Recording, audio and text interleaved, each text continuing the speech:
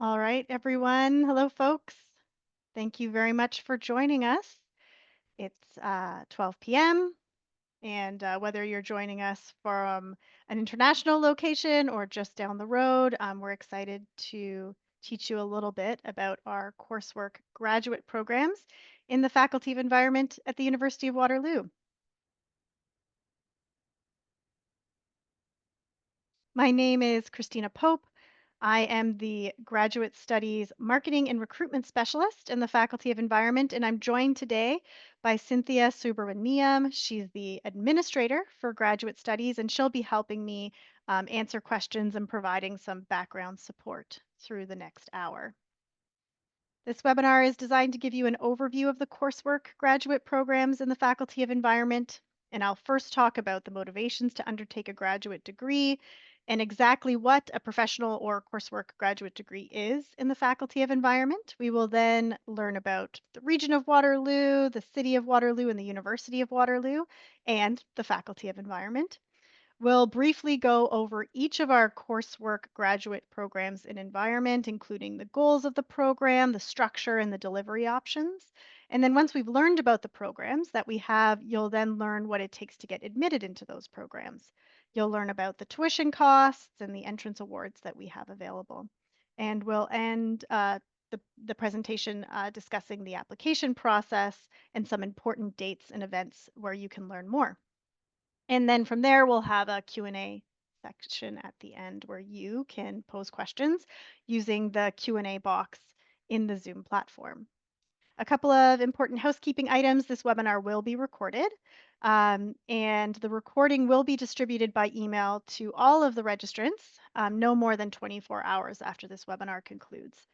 And during the presentation, I'm going to be talking about different web pages and links that we have on our website. And when I email out a recording of this webinar, I will also include a list of any of the websites or links that I talked about during the presentation. So don't feel like you have to take any notes during the presentation. You can just listen and just rest assured that if I talk about it during the presentation, it'll be included in the email. And for the Q&A segment, as an attendee to the webinar, you're not able to unmute your microphone or share your screen, but we encourage you to ask questions through the Q&A box.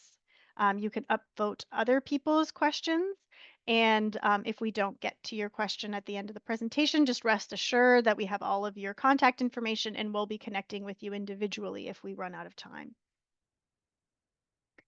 And we'll be prioritizing Q&A questions that are for the larger audience. So if you put something in the Q&A box that's of more of a personal nature, we may be following up with you through email instead of talking about it during the webinar.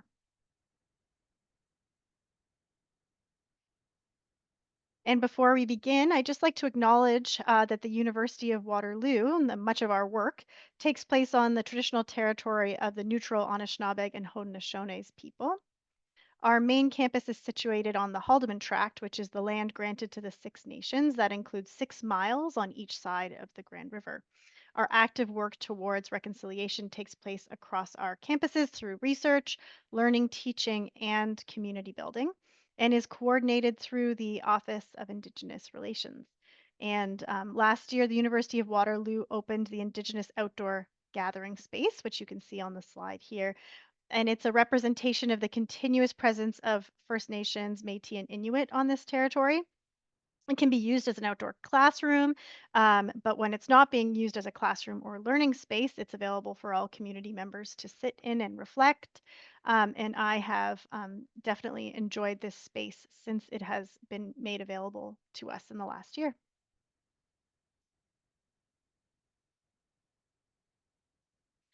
All right, so if you are joining us on our webinar today, I suspect that you have at least a few years of undergraduate experience under your belt, and you're probably considering graduate studies. And knowing that you're now thinking about graduate studies, you know that it takes dedication and commitment and perseverance, but there are different reasons why different people undertake graduate studies. For some people, the motivation could be knowledge specialization. So there's a certain area that's not offered at an undergraduate level or not offered in the depth or breadth that you want, and you just simply want to learn more. Career advancement, maybe your career aspirations need you to have an advanced degree in order to get to where you're going. So having a graduate degree would make you eligible for more positions in the workplace, which could also lead to our third motivation, increased earning potential. Most positions, when you have a graduate degree or where they require a graduate degree, they'll reward you with a higher salary, which we'll talk a little bit more later. And another very important motivation for undertaking graduate studies is that you simply have a passion for learning. So people who undertake graduate studies want to learn more, and they want the means to continue their education in a more advanced setting.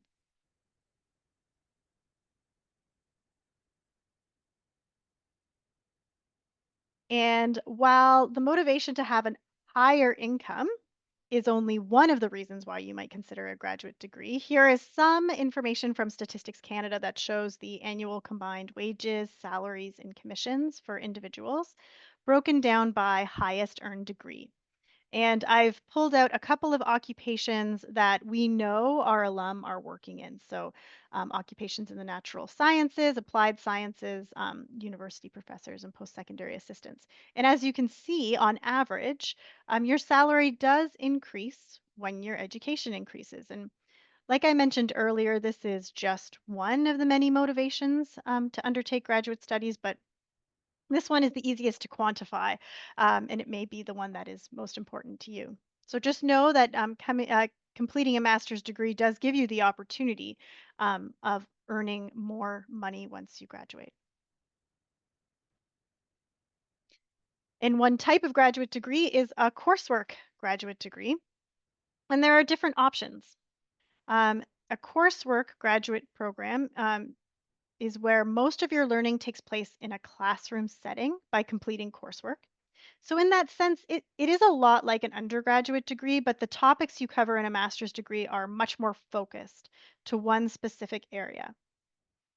You may also hear these type of programs called professional programs because they prepare students for a specific career or profession. Different institutions use different terminology, but with ours, a coursework or professional program are used interchangeably. Unlike an undergraduate degree, a coursework master's degree in environment, it takes much less time to complete. So typically about 1 year of full-time study. And as a full-time master's student, you're typically taking about four courses per term for 2 terms. And then in your last term, you're typically taking some sort of final project. So in a research-based master's program, you complete something called a thesis or a master's research paper, but in a professional or coursework program, you're maybe doing an internship, an applied research project, or a capstone project. It's very important to note that for professional graduate degrees, while there are always exceptions, you typically will not pursue a professional master's degree if you're hoping to go on and complete a doctoral degree. So, in that sense, sometimes a professional master's degree or a coursework master's program is referred to as a terminal degree because it's the highest achievable degree in an academic field or professional discipline. So now that we've learned a little bit about graduate studies in general, let's talk a little bit about the Waterloo region and the University of Waterloo. So the University of Waterloo is located in the region of Waterloo in the city of Waterloo, which is about 100 kilometers west from Toronto and 100 kilometers east from London, Ontario. And the region of Waterloo is considered a mid-sized community. We have about 675,000 people. Just as the region of Waterloo is considered a mid-sized community, the University of Waterloo is considered a mid-sized institution with about 41,000 students. And about 14% of those, 42,000 students are grad students. So to put this into perspective, we're smaller than some institutions like the University of Toronto, York University, and the University of Ottawa, but we're larger than others like Queen's University, Guelph, and Carleton. The University of Waterloo has a reputation of innovation, entrepreneurship, and research excellence. And we pioneered the concept of co op education, and that emphasis on work integrated learning means that our programs have a work ready focus, including our coursework master's programs. And Waterloo's research environment is uniquely energized by that spirit of co op and entrepreneurship. And we've been ranked fourth in Canada by Times Higher Education, and we've been the most innovative university in Canada for the last for 30 of the last 33 years, according to Maclean's magazine. And at the University of Waterloo, our graduate studies main office on campus is called the GSPA, the Office of Graduate Studies and Postdoctoral Affairs, and I'll be referring to the GSPA a couple of times in this webinar.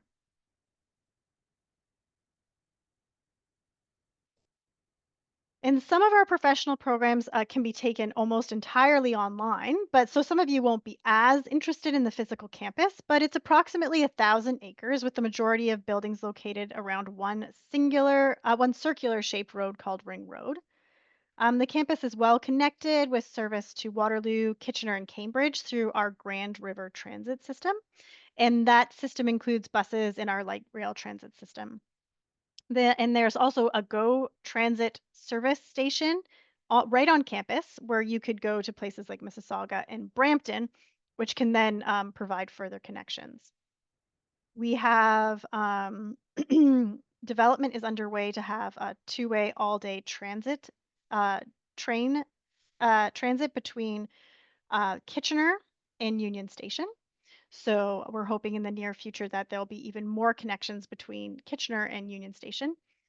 And the area itself is quite bike friendly. I bike to campus regularly, and there have been pilot projects and different infrastructure initiatives in order to help with segregated bike lanes and secure bike storage, including the bike storage shed that you can see at the bottom left hand of side of the screen right now near our constructed wetland. And then on the right side of the screen, the green building is Environment 3, which is one of the Faculty of Environment buildings, and it's a LEED Platinum building. So the Faculty of Environment is the smallest faculty at the University of Waterloo by student headcount, with a bit less than 3,000 students. And about 15% of these students are in our graduate, doctoral, or master's programs. And about 20% of those graduate students are international. And even though we are the smallest faculty at the University of Waterloo, we're actually the largest faculty of environment in Canada. So we have over 100 faculty members who bring in over $14 million in research funding annually. And that research funding and the work that they've done have contributed to Waterloo being in the top 5 in Canada for environmental sciences and geography and 20th in the world for environmental research. And we've been working on rebranding the Faculty of Environment, and we've recently come up with a new mission and vision. And our vision is to be at the forefront of environmental research, education, and innovation. We're working with the world for the world drives transformative change for people and the planet.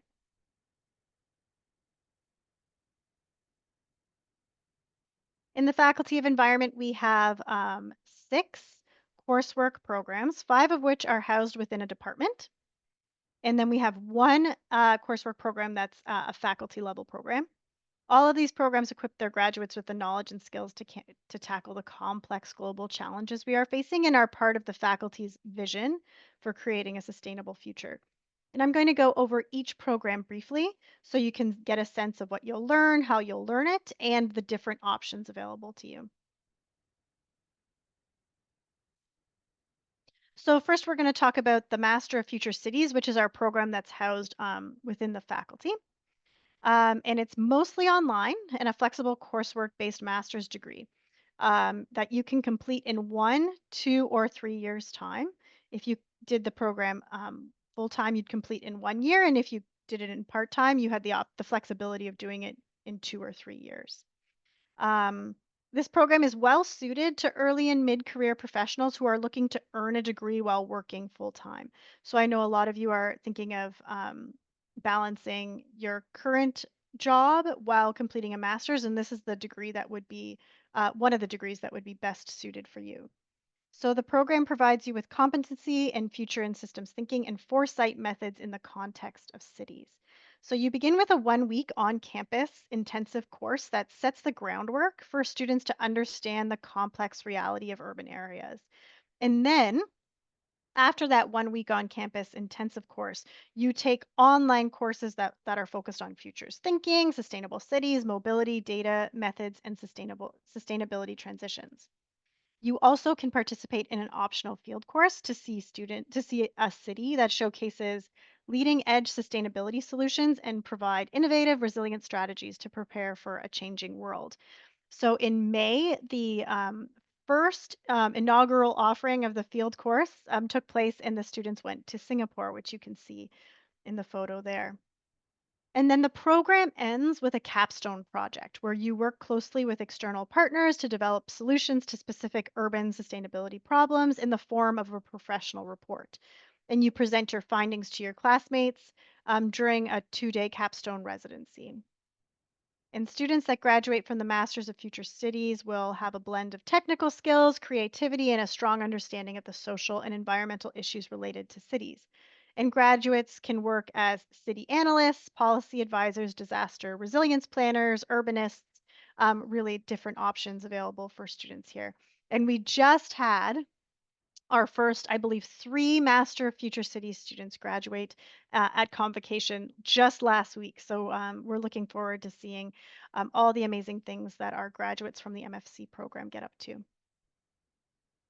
And then moving on to the Masters of Climate Change program, it's an on campus program that can be completed in 1 year of full time study, and there is part time programming available.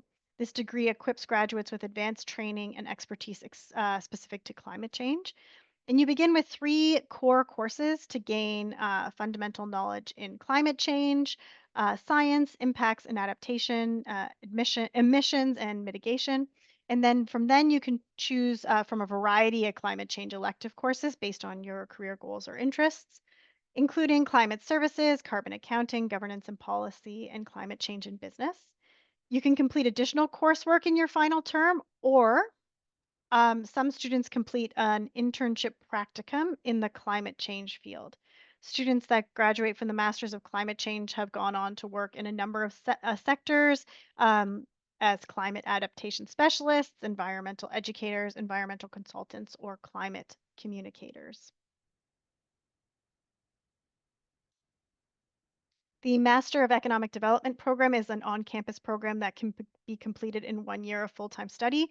There is also part time programming available. This degree equips graduates with the skills to facilitate prosperity, sustainability, and inclusive growth in cities and communities in Canada and around the world. And it's also the first step to begin your journey to become a accredited economic development professional in Canada. You begin with a foundation in economic development theories and frameworks, policies, and practice, and then you customize your degree with courses in the field that are of personal interest to you. So, if you're interested in land development planning, social entrepreneurship, stakeholder engagement, there are courses that you can take. And then you end the program with a capstone term, which could be a internship, a major research paper, or an applied research paper. And students that graduate from the MEDI program work as economic development officers, policy analysts, business development managers, grant writers, and tourism development specialists. The Master of Environment in Business is a mostly online program that can be completed in 1, 2, or 3 years. So if you're looking for a very flexible, mostly online program, this is the other one I would suggest. While you can complete it full time in 1 year, this program is well suited to early and mid career professionals who are looking to earn a degree while working full time. And the majority of the cohort are typically people who are in the workforce while taking this program. So you begin with a 2 week on campus intensive course on the importance of sustainability in business. And then you take online courses that focus on different aspects of business through a sustainability lens. So this could include social entrepreneurship, business operations, sustainable finance, and marketing. And you complete the program with a capstone project on a topic aligned with your current industry or in a subject matter of interest to you, and you present your findings to your classmates during a 2 day capstone residency in June. Students that graduate from the MEB program work as corporate social responsibility managers, green marketing specialists, energy managers, and eco innovation specialists. But also, we do have a number of MEB students who are continue on in their current position that they've been doing, but they now can integrate sustainability into the work that they're doing. The Master of Development Practice is an on campus full time program that can be completed within 12 months. This degree equips graduates with advanced training and expertise specific to the field of global development. So you begin with a core curriculum in sustainable development practice and theory. So topics like global health, sustainable cities, water security. Then you complete elective courses and topics that are of interest to you, including sustainable enterprises, economic development, and indigenous peoples and community planning. And then you end the program with a project course or a graduate studies practicum, which is a 4-month placement working with a local community partner on a particular development challenge. Students that graduate from this program can work as development coordinators, development consultants, advocacy specialists, and program managers.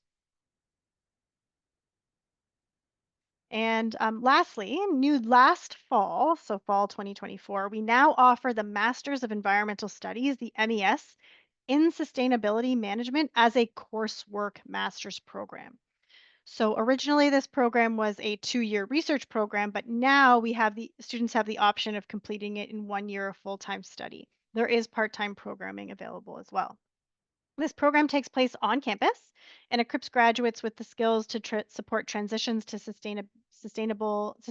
sorry, to support transitions to sustainability. So manage risk and drive growth and integrate sustainability science into organizations. So students complete 2 terms of coursework followed by a graduate level projects course. And students that graduate from this program can work as environmental consultants, sustainability analysts, and other things that integrate sustainability into corporate life. All right, so I've quickly gone through all of the coursework programs that we have available, but I've also included this table that shows you some of the key similarities and differences in structure and offerings for our professional programs.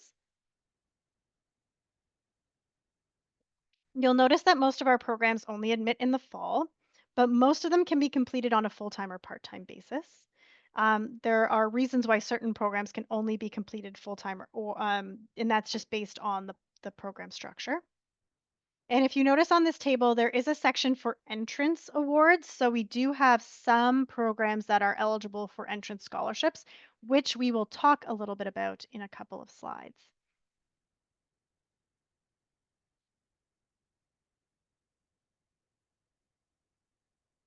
And in addition to our coursework master's programs, I wanted to acknowledge another amazing opportunity available through the Faculty of Environment. In fall 2024, we've introduced the interdisciplinary graduate diploma in climate change. So this diploma is open to any graduate student across campus who would like to strengthen their knowledge of climate change. Registered students take the diploma alongside their regular program within the normal time frame of study. And if you have a program that is assessed by term, your tuition is assessed by term as opposed to by course, then it is available, it is included in your regular tuition fee. I will note that the only program that is ineligible for the interdisciplinary graduate diploma in climate change is the Masters of Climate Change. So if you're interested in the Masters of Climate Change program, you would be ineligible to pursue the interdisciplinary graduate diploma in climate change. But for every other program, students take 2 extra courses, a foundations course and an elective, and participate in a networking milestone. And when you graduate, you have the additional line on your diploma, and it is included in your transcript as well. And if you become a graduate student and want to undertake this diploma, you simply have to fill out a form once you receive admission.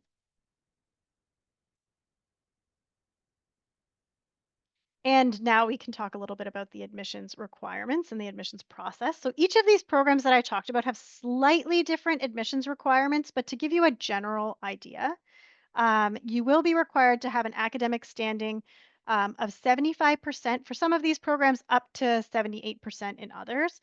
For some, this academic standing is calculated from your last 2 years of study.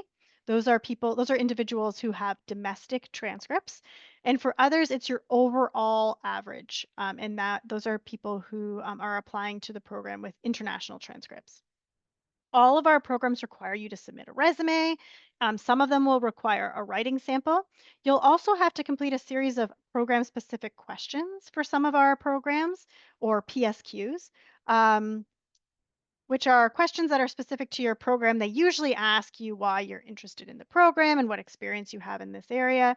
You'll complete the questions on our online application portal, which I'll talk a little bit more about later.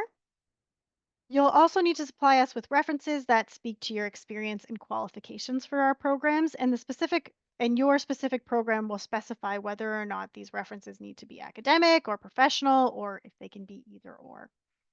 Lastly, our graduate students at the University of Waterloo must meet minimum admission standards and proof of English language proficiency, or ELP. If you're an international student, you may need to submit proof of English language proficiency, which we will talk about right here in the next slide. Some information and resources for international applicants. If you're wondering how the academic requirements translate into your country's grading system, we do have a list of international admissions equivalencies on our website. They're broken down by country or system of study. It's a really helpful guide. It doesn't guarantee admission, but it gives you a nice sense of how how our academic requirements translate into your country's grading system. For the English language proficiency, we have several accepted ELP tests, which include the TOEFL, the IELTS, and our university's own EFAS program. Just remember that scores are only valid for 2 years from the test date, and we recommend you complete your test at least 2 months before the application deadline in order for the test scores to reach us in time. And our application deadline is February 1st. There are exceptions to the ELP, and there's a long list included on our website, but two examples are if you have completed 3 or more years of post-secondary education at a Canadian institution or university, or if you've completed a graduate degree at a Canadian university. So there are other exceptions as well, and they'll all be found on our website, and this will be one of the links that will be included in the email that I send at the end of this webinar. As of January 2025, the Government of Canada made changes to international student permits that affect our graduate programs.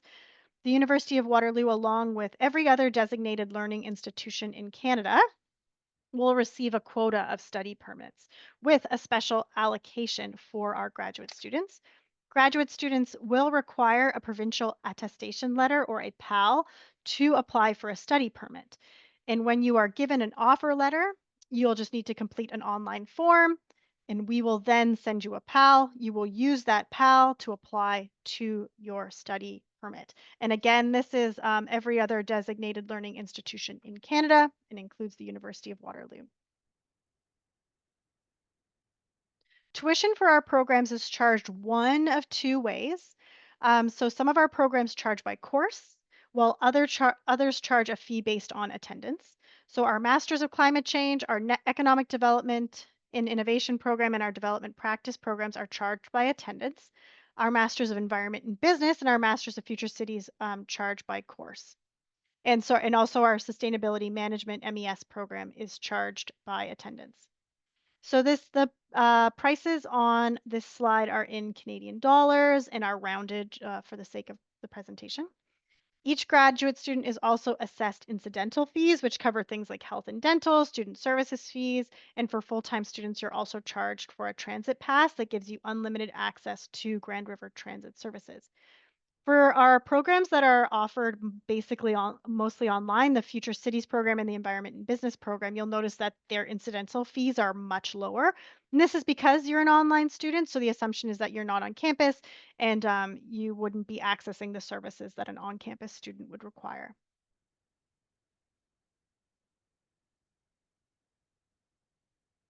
For some of our programs, we do offer entrance awards based on academic merit. So if you're applying to our Masters of Climate Change, the Economic Development and Innovation program, Development Practice, or the Sustainability Management programs, you may be eligible for up to $4,000 if you meet the academic average requirements. This academic average is calculated based on your last 2 years of schooling if you have domestic transcripts, or your overall average if you have international transcripts. But please note that in order to be eligible for these entrance awards, you must have a completed application by February 1st. When you apply to our graduate programs, you'll automatically be considered for the Keen Graduate Entrance Scholarship if you are an applicant to the Masters of Climate Change, the Masters of Development Practice, and the Masters of Economic Development and Innovation program. If you have a minimum cumulative average of 80%, again, in the last 2 years, if you have domestic transcripts or overall, if you have international transcripts, and preference will be given to applicants that have leadership and community engagement experience. So, if your program requires program specific questions or a statement of interest in the application and you want to be considered for the graduate entrance scholarship, make sure the Keen Graduate Entrance Scholarship, make sure that you include any leadership and community engagement experience that you have. Applying to the University of Waterloo is a completely online process. Once you have selected your program of interest and you understand the academic requirements and the documentation, you can start creating an online application account. Once to set up your online account, you would enter your personal information and select your program of interest, input your personal information and enter the required application information. So this is where you would be inputting your academic background and the information for your referees. At this point, you'll need to pay the non-refundable application fee, which is $150 Canadian per program. And once you've submitted the fee and you've included that information, you can then begin to upload your application documents and track the status of your application. So there's an application checklist on our portal where you can see the materials you need to upload. Once you've uploaded your required documents and your referees are complete, then your application is considered complete. And that is when we can start assessing your application. So our administrators do not begin assessing your application until they have your complete application ready to go in order for us to get a full picture of who you are as an applicant.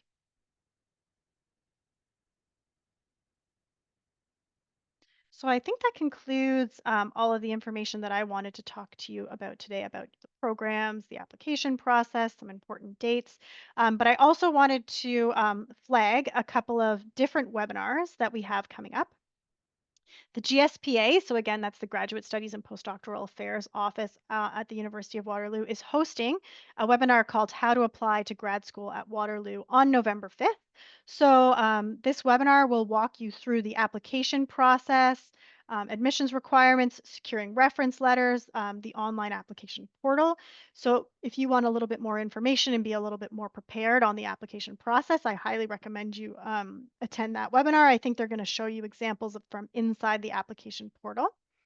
And then we have a number of program specific webinars in November. So if you learned a little bit of information about some of the programs that we talked about today and you want to learn more, we have webinars for our Masters of Climate Change program, our Masters of Economic Development and Innovation, our Masters of Development Practice, and our Masters of Environment and Business program. Those were some of the programs that I talked about today, and they have specific webinars going on in November where you'll delve into the programs a little bit more.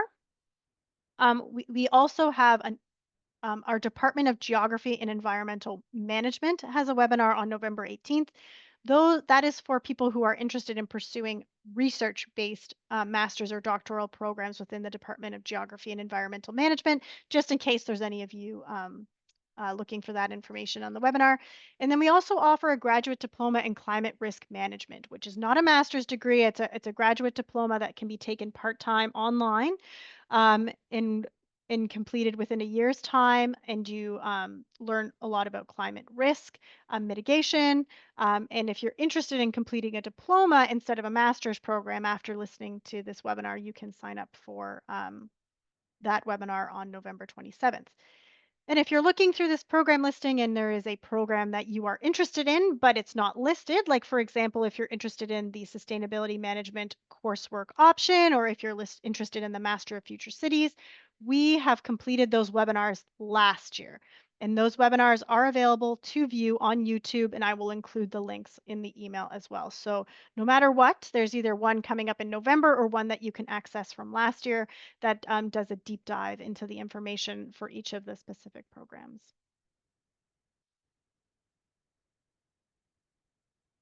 All right, that wraps up the presentation portion of this webinar, and I just wanted to thank you for joining us today. We're going to jump into the Q&A section right now, but we look forward to looking at your applications and getting to know you a little bit more and having you join us in the fall 2026.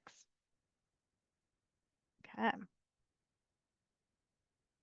I'm going to stop sharing my screen and we can start jumping into the questions. I see people have been putting questions in the Q&A box as I've been talking, which is fantastic.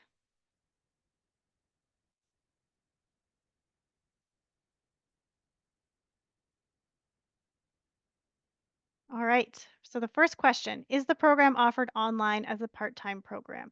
So like I mentioned in the presentation, we do have a couple of programs that are offered online part-time. So if that's what you're looking for, the Masters of Future Cities and the Masters of Environment and Business would be the ones that would be most applicable to you. The thing about those programs that you have to take into account is that it does require you to have some on-campus participation. So both of those programs start with an on-campus residency and end with an on-campus residency. So if travel to the region of Waterloo is not possible, then those programs would not be, you wouldn't be eligible for those programs, or it wouldn't be a program that I would recommend. And if that's the case, you could also look into our climate risk management graduate diploma because that is completely online, absolutely no on-campus requirements. How much is the current application fee? So $150 Canadian per program. So if you are applying to more than one program, unfortunately, the fee is assessed more than once. And that application fee helps pay for the systems and services that help run the application process. And it's important to note that, you know, the administrators that look through your application, they look through every component carefully.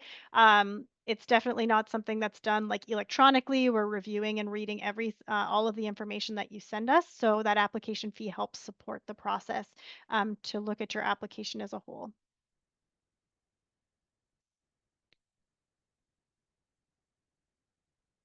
I am a BA Geography 4-year degree holder. Do I qualify for the Masters of Climate Change program? If you have a 4-year honors bachelor's degree, depending on your admissions average and the other components of your application, you would be eligible for the Masters of Climate Change. But again, it's not just the degree that you've taken, it also depends on what your referees say about you and what the application says as well. But we do admit students with an honors Bachelor of Arts in Geography to our climate change program. Where do I find information on research-based health and science master's programs? Yes, you are in the wrong webinar. That's okay though. So if you're interested in graduate programs in the Faculty of Health or the Faculty of Science, you can check out their website. I don't know whether or not the Faculty of Science or Health are running webinars, but there will always be a contact information for people if you want to learn more.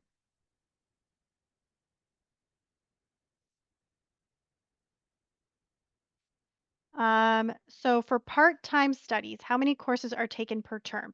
For the MEB program, you're typically taking one course per term, but that's if you want to complete in 3 years. So if you wanted to complete in 2 years' time, then that means some of the terms that you're undertaking, you would take more than one course in order to just finish a little bit quickly or quicker. But one thing to note with the MEB program is that if you take it in 1, 2, or 3 years' time, the overall cost will always be the same because you'll take the same number of courses. It just depends on whether or not they're squished within 1, 2, or 3 years. If you have already done a master's, do you need to submit both the transcripts for that degree and your bachelor's of arts? Yes. We'd like to see your entire educational background in order to get an idea of who you are.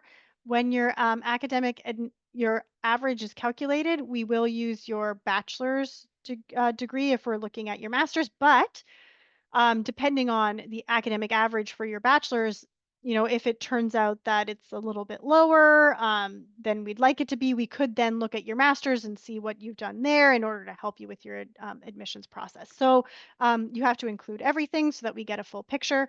It also might help if we're assessing like a reference letter from someone who knows you from your master's. it would make sense that you would include those transcripts so we could get an understanding of why that referee knows you.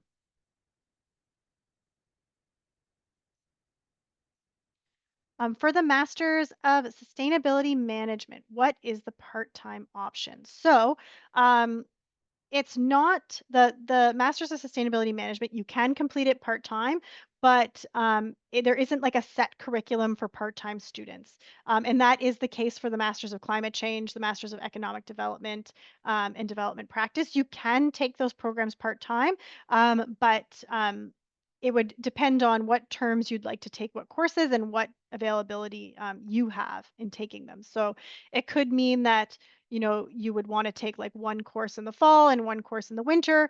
Um, and you would have to work with an academic advisor in order to see what courses you would be eligible to take. So if you do take part-time studies in some of our coursework programs, it is a little bit more of like a personalized, customized schedule for you that you would need that our academic advisors could assist you with. But there's no like set schedule or curriculum. What is there a tuition deposit for admitted Masters of Climate Change international applicants? Yes, there is. Thank you very much for saying that. If you would like your PAL and you have been admitted into one of our coursework master's programs, we will require a $500 deposit from you. So in addition to filling out the form to get your PAL, you will also be required to submit a deposit of $500. Thank you so much for saying that. I did not include that in the presentation. Hello, I tried before this year to register for the Masters of Future Cities, but I was not accepted. I asked for the reasons and I didn't receive any feedback. All right, well, we have your name and we have your contact information, so we can get in touch with you in order to figure out what you would need in order to be admissible to the Masters of Future Cities program in the future. Are there funding opportunities offered for international placements? For the master's, if you're talking about the Master's of Development Practice program, which has international placements as an option, um, none within that the Faculty of Environment offer. You might have to like apply for an international, like for an external scholarship. But the funding that we have available for our coursework master's programs are those two entrance scholarships based on academic merit. I am a senior management level in a consulting firm doing sustainability and climate risk for global organizations. I am very keen to deepen my understanding of sustainability and climate change knowledge. So I want to discuss my specific case with an admissions coordinator. That is something that I can definitely help you with. So if you're looking to learn more information based on like your specific needs, we have your contact information and your email based on the Zoom registration, and I can follow up with you directly at the end of this webinar. Sorry for joining late from BC. No problem. Welcome. Will the recording be made available? Yes, it will be made available. So at the end of this webinar, no more than 24 hours after the conclusion of this webinar, I will send an email. It will include a link to the webinar as well as all the links that I talked about today. And when is admission for the online Masters of Planning opening? There are no plans. It's tentative to open up in fall 2026, but there's also conversations about whether or not we want to revamp the Masters of Planning program. So um, the School of Planning is in discussion about offering something online in the future for planning, interested prospective planning students. But at this point, the Masters of Planning is not accepting applications. So thank you very much for your interest. And it's good to know that people are looking for like an online Masters of Planning option. I'm applying to two graduate studies programs at Waterloo and another at a different university. Both are just 1 year. If accepted, is it possible to defer entry or do I need to reapply? So if you are applying to a graduate program and you get an offer, you can defer your offer for 1 year. You will have to go through the deferral process. One thing to note is that for the deferral to go through, we don't want you taking and like going into another program. So if you're going to like work for a year or travel for a year, that's fine. But if you are hoping to like take another program in that time, you would not be eligible for the deferral process because then we'd have to reassess your application based on that new academic information. So traveling, working, those are, family life, those are normally very reasonable reasons to accept for us to accept your deferral request. But you would just have to go through the process and then you wouldn't have to pay the application fee again. I understand that scholarships for course-based programs are often limited. Are there any resources or directories you could share that potential applicants can review? Yes, you're correct. They are limited. And the reason for that is that if you're not undertaking research, typically some of the funding that's available for research-based master's programs are available because you're conducting research and faculty members can support you based on grants and funding. So we do have our entrance scholarships. We do have the Keen Graduate Scholarship, which is for leadership people who like show leadership in their community. But we also do have a database of awards available for students. There's over 100 different awards available. Not all of them are for coursework master students, but I will send a link to the awards database for the University of Waterloo where you can review and search and see whether or not you're eligible for additional programs, additional scholarship opportunities. I will say that also if you're working, connecting with your employer, if you're connected in the community, seeing if there's like scholarship opportunities available there. External scholarships are also something that you can research. Are TA positions available for course-based students or is it limited to research-based students? It's limited to research-based students just because we have a limited amount of slots available. And for research-based students, TA allocations are part of their funding package. And then the last question that I see here is hopefully this webinar is recorded. Yes, it is being recorded. So we will distribute the link. For the Masters of Future Cities, what are the deliverables for the International Field School trip and also for the 1 week on-campus residency? That's a great question. The 1 week on-campus residency is like a very iterative teamwork building course. So I was actually there last year and I was able to, or in September, and I was able to see the work that the students have done. They have to complete at the one after 1 week, like a final presentation that they present to a group of experts and faculty members. And it's team, like I said, it's teamwork based. You get to know your classmates.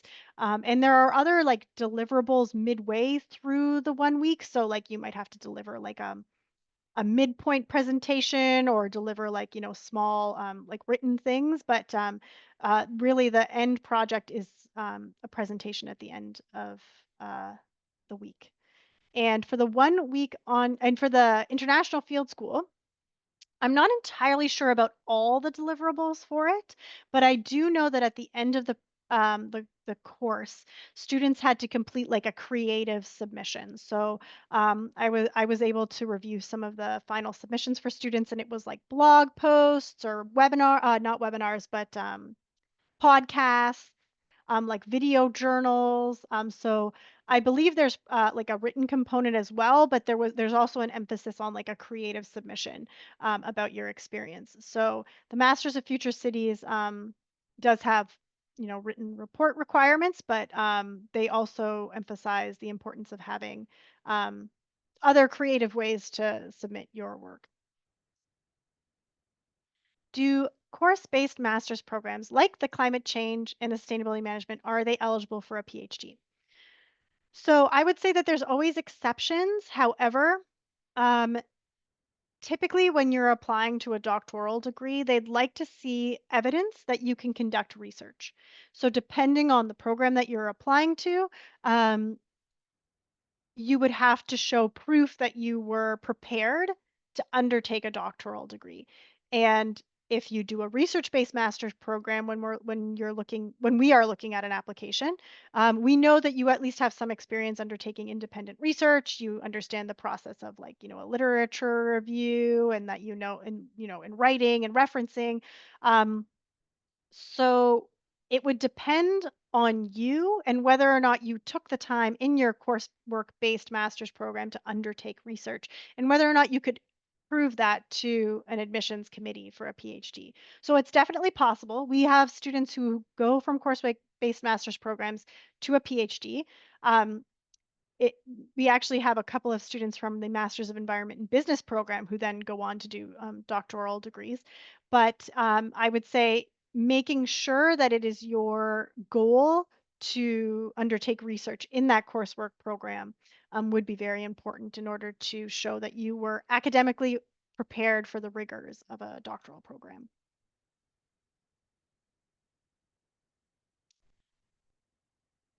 It's the only, yes, the Masters of Planning is the only online planning masters in Canada, and the in-person version is already accredited. So this is lifesaver. All right. Yes, the Masters of Planning program, yes, is available online, and it well used to be available online, and hopefully we'll have another option available soon. All right. Regarding the Masters in Economic Development and Innovation program, I understand it has a more localized focus compared to the Masters of Development Practice. You would be correct. However, I have a strong interest in international development, particularly as it relates to economics. I'm currently undecided between the two programs. Is there an option to specialize in either program? So that's an interesting question. I would say that the development practice program is focused more on like the complex issue of global poverty. So um, I would say that if you are interested in sort of ensuring that the developing countries um, have like a baseline of development, the development practice program would be better, whereas the economic development program is less so about global poverty or, and more so about business development, community enrichment, um, and making communities more like thriving. So I would say that the economic development practice program is more about like thriving communities, whereas the development practice program is more about ensuring that that countries have and communities have the necessities that they need in order to survive. I hope that gives you a little bit more context in between the two programs, but um, they are different, and we can chat a little bit more about that if you have any other questions. Is there somewhere to find a course list or options by degree? Yes. So actually, what I'll do is in the email that I send out at the end of the webinar, I hadn't included it yet, but I will include it. I will include a list, a link to the graduate calendar for each of the programs that we talked about today, and it'll show you the required courses that you would need to take, as well as the list of the electives. And then from the graduate calendar, you'll be able to read small descriptions about the courses that you would be taking. So that is a great idea, and I will include that in the email at the end of the webinar. Thank you. All right.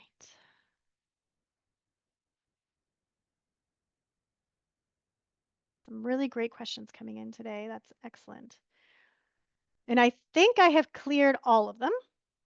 So I'll just, oh, good there. There's more. Okay. I did coursework in the Masters of Environmental Planning and Management and remained project work in another country. How many credits can I transfer? Um, we would have to assess your transcript in order to see whether or not you would be eligible for transfer credits.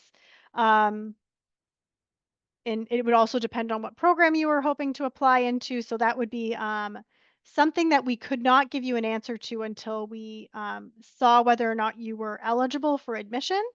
And then we would assess to see if there are any eligible courses for transfer. I would say that when you undertake a graduate degree, a lot of the courses that you're undertaking here are like very specific to the curriculum that we have here. So depending on what you learned somewhere else, it might not be eligible for transfer credits.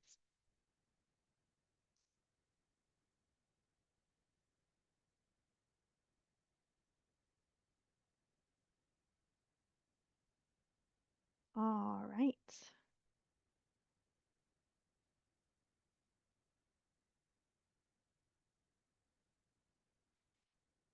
assuming I have a Bachelor of Arts and the academic requirements, are there options for foundation programs before the master's degree?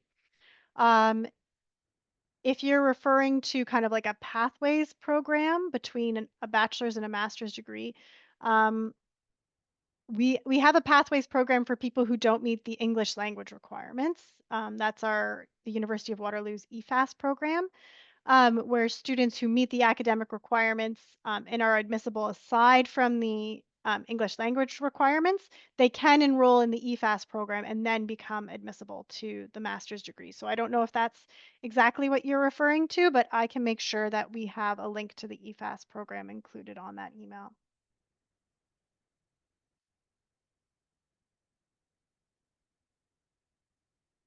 All right. Someone asks, I did a seminar abroad in the UK, so I have a transcript with their grading system. Does Waterloo have a conversion chart for GPAs/percentages? I see in the application portal that we are required to input our GPA, so I don't know what to put for this or how to calculate it. We do have an international admissions equivalency page on our site, which I'll include in the email, so you'll be able to calculate it.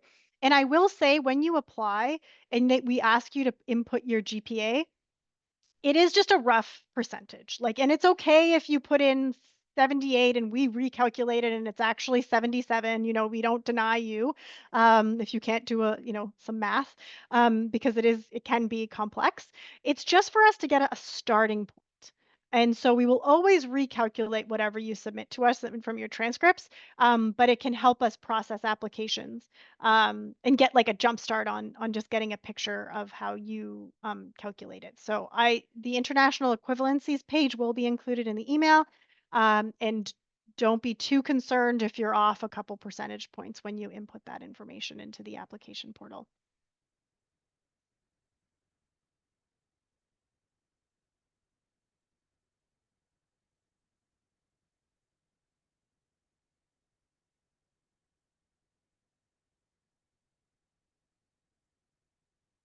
All right, like I said, we have a great number of questions coming in, some really, really good questions. And I encourage you that if after this webinar you've decided that you're really interested in a particular program and they have a webinar in November, I encourage you to sign up. Even if you can't make it, the recording will always be distributed. And it really allows for a deep dive. I only had about a minute to talk about each of the programs, but each of those program specific webinars, there's going to be an alumni on the webinar or a current student. There's going to be the program director and the academic advisor that helps with admissions. So it's a really good opportunity for you to learn a little bit more. And they'll go in depth about all of the courses that you'd need to take and the learning outcomes. So it's a great opportunity to learn more before you apply. And with that, I think we've got all of the questions answered, and I think everyone seems satisfied with what's been going on in the Q&A box. So I'm going to start wrapping things up. Um, Thank you very much for joining me today. I will be in touch soon, especially if you've asked like a specific question that we can chat about further.